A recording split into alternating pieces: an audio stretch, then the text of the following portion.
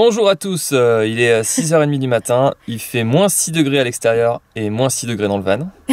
Et on est parti aujourd'hui pour faire le Tongariro Alpine Crossing, qui est un trek très connu. Il paraît que c'est la plus belle rando à faire à la journée en Nouvelle-Zélande, qui fait 19,4 km aujourd'hui quand même on va faire. En moyenne ça fait entre 7 et 9 heures de marche, tout le monde n'est pas, il y en a qui la font en 5 heures, d'autres qui la font en 7, en 8, en 9, donc on sait pas trop combien de temps on va mettre. Il y a quand même pas mal de dénivelé.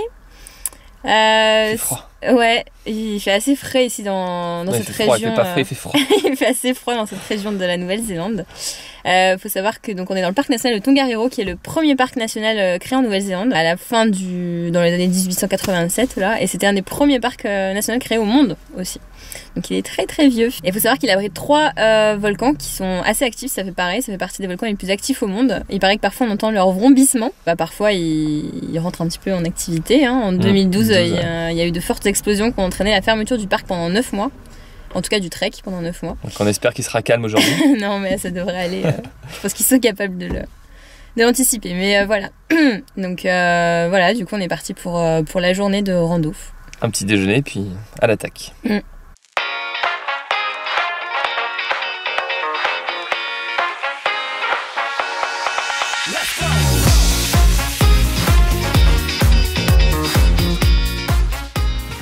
Bon bah ça y est, on est arrivé, c'est parti.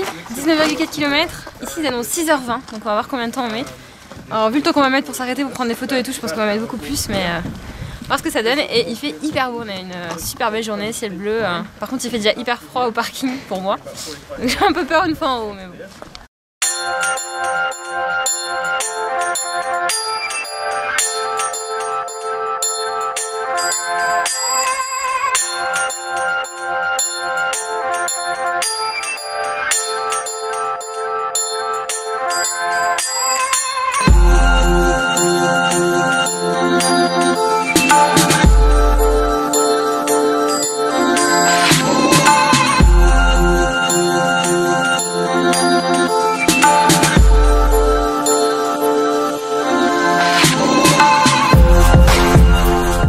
Donc là on est devant le mont Ngurioe qui culmine à 2291 mètres, donc qui est très haut.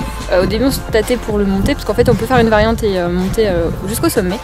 Sauf que on a vu dans les guides que c'était un petit peu dangereux sur des blogs aussi, parce qu'en fait il n'y a pas de sentier de tracé, donc en fait chacun fait un peu comme il peut, il y a des espèces d'éboulis, donc il faut faire attention quand tu grimpes et quand tu descends. Et voilà, du coup on se tâtait un peu et puis en bas on n'est pas motivé en voyant qu'il n'y a pas de sentier. C'est vrai quand on voit que par où les gens passent, on trouve que c'est un petit peu dangereux tout ça pour avoir une vue qui doit être certes jolie, mais bon. On trouve que ça n'en vaut pas le chaudel, surtout que ça rajoute 3 heures en plus. Ouais, c'est vrai que ça rajoutait 3 heures à la rando. On s'est dit que 19,4 km c'était déjà pas mal.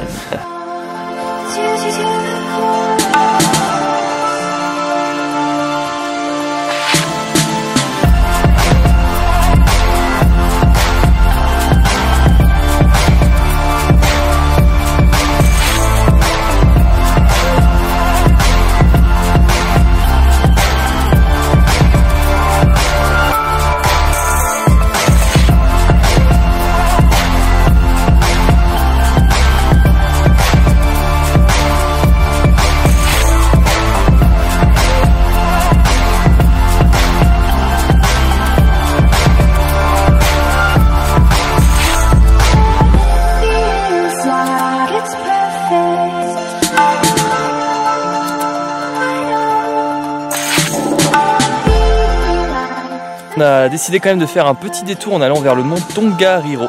C'est un des volcans qui a donné le nom au parc. Voilà, il est moins haut, il fait 1967 mètres, mais au moins le chemin est balisé, il est moins dangereux.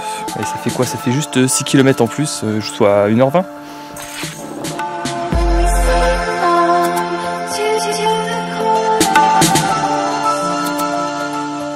Ça y est, on arrive au sommet du Tongariro.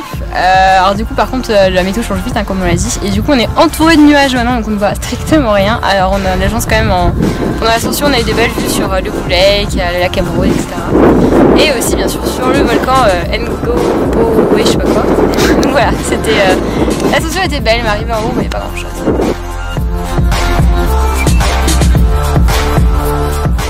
Bon bah il est temps de prendre une petite pause devant cette magnifique vue du lac bleu.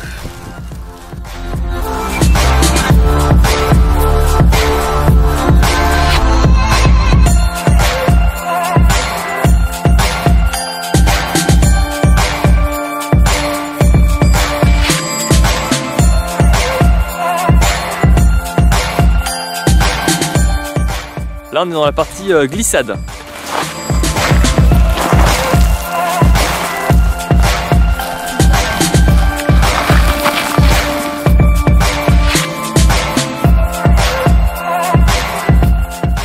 Alors là on est au lac d'Émeraude et juste à côté on peut voir qu'il y a de la fumée. Alors ça sent l'œuf pourri, et oui parce que le volcan est encore en activité, donc ça sent le soufre, ça pue.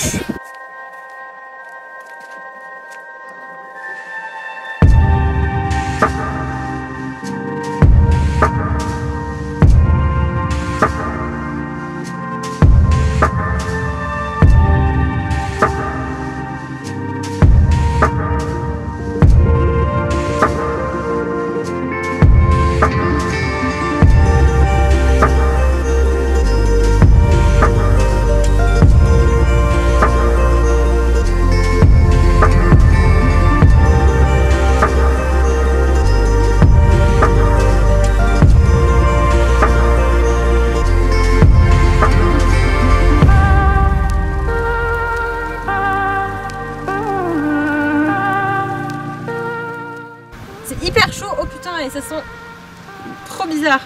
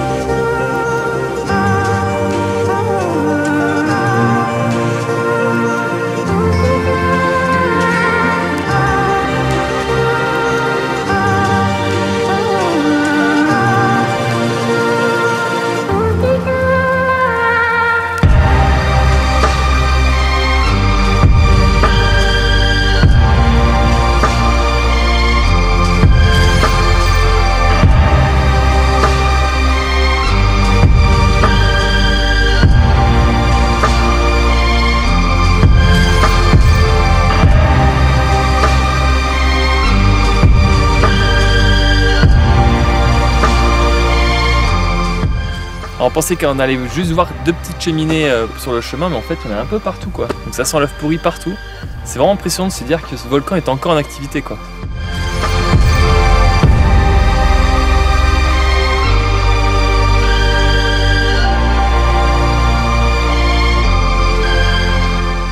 Bon, pour les derniers 3 quarts d'heure du trail, on est dans une espèce de forêt. Ça fait un peu bizarre après les paysages volcaniques, désertiques auxquels on a été habitués pendant toute la journée. Alors là on rentre dans une zone un petit peu dangereuse, parce qu'il semblerait qu'il y ait des lahars. Alors les lahars c'est des coulées de boue volcaniques.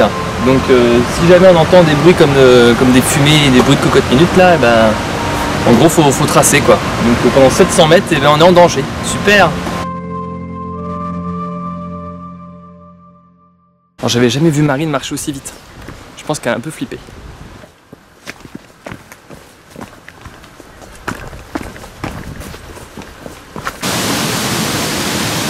C'est bon, on est sauvés. Bon bah ça y est, on est arrivé au parking où on a laissé notre petit van après 9h30. Ouais, alors en fait, donc à la base on devait faire 19,4 km, donc 6h20. À cela on a ajouté la montée du volcan Tongariro, donc on s'est rajouté 3 km, donc on devait faire 7h40 du coup. Sauf que vu qu'on est un peu... c'est pas qu'on a eu du mal à monter, pas du tout, parce qu'on est plutôt des bons marcheurs et au début on était plutôt en avance par rapport aux données qu'ils donnaient sur les panneaux là, de combien de temps il restait, etc. Et du coup on s'est dit qu'on avait pas mal de temps, donc on en a profité pour sortir le drone au moins 4 fois. Ouais, sachant 4, que 5, le drone quand tu le sors c'est au moins 20 minutes. Mais surtout qu'on a pris énormément de photos, c'est tellement beau. Voilà, donc on s'arrêtait tout le temps. On a dû traîner au moins 2 heures je pense à faire des photos, des plans de drone. Mais c'était vraiment incroyable, c'était magnifique. Ouais. Et ça vaut vraiment le coup et on comprend pourquoi c'est la plus belle randonnée du monde. En tout cas, on est parti quand même dans les premiers et on est arrivé sur le parking, il n'y a plus beaucoup de voitures. Donc on est quand même arrivé dans les derniers. Mais finalement, c'était plutôt une bonne chose parce qu'au début, on est parti avec énormément de monde. Mais vraiment, il faut dire que ce trek, il y a plus de 100 000 personnes qui le fait par an. Ouais. Sur 6 mois, en plus c'est réparti sur 6 mois parce qu'en hiver il y a peu de personnes qui le font, donc il y a à peu près 1000 personnes je crois par jour Donc ça fait énormément de monde. Par jour à la haute période. C'est vrai que là, nous, on commence à être vraiment à la fin de la période. Ouais, dans une semaine, il ferme le trek. Il le ferme pas vraiment, mais il déconseille fortement de le faire. Ouais. Parce qu'il y aura de la neige éventuelle, etc. Il va vraiment commencer à faire froid. Donc c'est aussi pour ça qu'on a eu moins de monde. Et aussi, on déconseille de venir le week-end parce que tu as en plus les Néo-Zélandais. Nous, c'est vrai qu'on est en semaine, donc on n'a déjà pas les Néo-Zélandais. On a entre guillemets que des touristes. Que des touristes, ouais. Voilà. Et aussi, c'est vrai que du fait qu'on est pas mal traîné et aussi qu'on se soit rajouté l'ascension d'un sommet. Il faut savoir que la majorité des gens font pas les ascensions de sommet. Ils font les 19,4 km. Et tout le monde commence à peu près à la même heure, entre 7 et 8 heures. Nous, on a commencé à 8 heures notre trek et il y avait pas mal de monde. Et le fait que justement on s'arrête pour faire le sommet du Tongariro et qu'après on traîne à faire des photos et tout, bah après franchement la moitié de la journée on était limite tout seul quoi. Donc c'était agréable. Du coup c'était vraiment cool. Donc on recommande aux gens de traîner comme nous ou alors de faire l'ascension d'un sommet parce que c'est vrai que ça évite justement les gens continuent en fait parce que la plupart des gens tracent et ne font pas les sommets donc ou de partir tard. À la limite. Ouais, ou de partir plus tard parce qu'en fait, si tu fais que les 19,4 km, en tout cas, nous, on aurait mis, on pense, pas plus de 6h30 comme il le préconisait initialement. Donc voilà, on est quand même un peu fatigué. Hein. C'était quand même assez éprouvant. En fait, ça monte pas mal. Hein. Ça monte pas mal. Et puis, c'est assez périlleux. Enfin, c'est quand même de la roche, plein de cailloux, donc ça glisse pas mal. Donc c'est un petit peu dangereux. On regrette pas de pas avoir fait le mont. Le Ngopoe là, il n'y a pas de sentier où tu as des éboulis, etc. Ouais, parce que déjà on a une petite partie, on a trouvé ça hyper dangereux. Alors si on devait faire ça sur je sais pas combien d'heures, ouais, franchement, 3 heures, ça aurait été compliqué. Ouais. Enfin voilà, bon, en tout cas on est fatigué et on a hâte d'aller prendre une douche et de se coucher. Et d'aller dans un camping payant ce soir parce que la plupart du temps on dort sur des parkings gratuits. Parce que c'est gratuit et que voilà, c'est bien pratique. Mais là, il y a la récompense de la douche chaude. Mais là, ouais, la douche chaude et puis t'as une cuisine, tout ça, ça va être, c'est pas mal. De temps en temps, tous les 4 jours à peu près, on s'octroie un camping payant. Voilà. Et donc, prochaine étape, on remonte vers le nord, vers Rotorua, en passant par le lac Taupo. Désolé pour les végétariens, mais ici, la viande néo-zélandaise est hyper bonne et rien de vaut pour la récupération qu'un bon morceau de beefsteak. Donc ça, c'est pour Marine. Et voilà. C'est ça c'est pour moi. Oula, il n'y a même pas la place dans la poêle. Bon pour finir ce bon repas, rien de tel qu'une bonne fondue au chocolat.